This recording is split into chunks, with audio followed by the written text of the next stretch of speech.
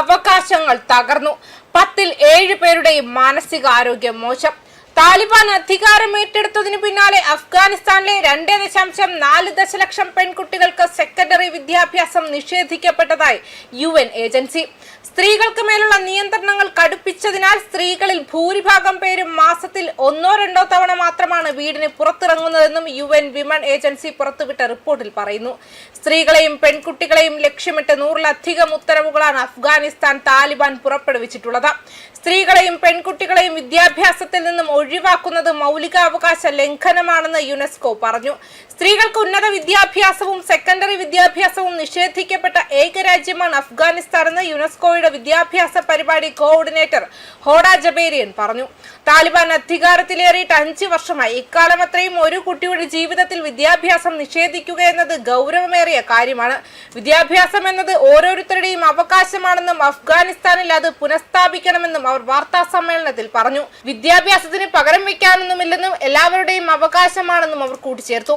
സ്ത്രീകൾക്ക് മേൽ ചുമത്തുന്ന നിയന്ത്രണങ്ങൾ മാനസികാരോഗ്യത്തെയും പ്രതികൂലമായി ബാധിക്കുന്നതായി UN ഏജൻസി കണ്ടെത്തിയിട്ടുണ്ട്. 10ൽ 7 സ്ത്രീകളുടെയും മാനസികാരോഗ്യം വളരെ മോശം വിഭാഗത്തിലാണ്. രാജ്യത്തെ 7% വനിതകൾ മാത്രമാണ് ജോലി ചെയ്യുന്നവർ. ഈ വർഷം നടപ്പാക്കിയ നിയന്ത്രണങ്ങൾ വിവാഹത്തിനുമേൽ പുരുഷന്മാർക്കുള്ള അധികാരം ശക്തിപ്പെടുത്തുകയും സ്ത്രീകൾക്ക് വിവാഹമോചനം തേടുന്നത് കൂടുതൽ ബുദ്ധിമുട്ടാക്കുകയും ചെയ്തുവെന്നും ഏജൻസി പറഞ്ഞു.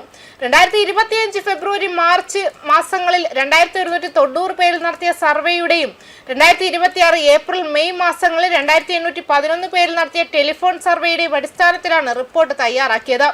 2 പതിറ്റാണ്ട് കാലമായി വിദ്യാഭ്യാസ രംഗത്ത് അഫ്ഗാൻ കൈവരിച്ച നേരിയ പുരോഗതികൾക്ക് കൂച്ചുവിലങ്ങിടുകയാണ് താലിബാൻ നിയന്ത്രണങ്ങൾ. 2001 സ്കൂൾ വിദ്യാഭ്യാസം വളരെ പരിമിതമായിരുന്നെങ്കിൽ 2021 ആയപ്പോഴേക്കും 1 ദശലക്ഷം പേരാണ് സെക്കൻഡറി ക്ലാസുകളിൽ ചേർന്നത്. 2021 ഓഗസ്റ്റ് 15 താലിബാൻ അധികാരം പിടിച്ചെടുത്തതിന് പിന്നാലെ കടുത്ത നിയന്ത്രണങ്ങളാണ് ഏർപ്പെടുത്തിയത്. 12 വയസ്സിന് മുകളിലുള്ളവർക്ക് വിദ്യാഭ്യാസം നിരോധിക്കുന്നതിനു പുറമെ NGO-കൾ, UN ഏജൻസികൾ, സർക്കാർ ഓഫീസുകൾ, ബ്യൂട്ടി പാർലറുകൾ തുടങ്ങിയവയിൽ സ്ത്രീകൾ ജോലി ചെയ്യുന്നത് വിലക്കി.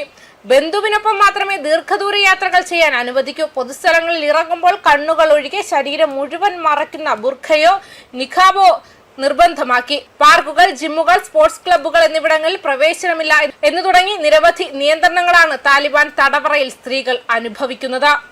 ന്യൂസ് ഡെസ്ക് കർമ്മ ന്യൂസ്.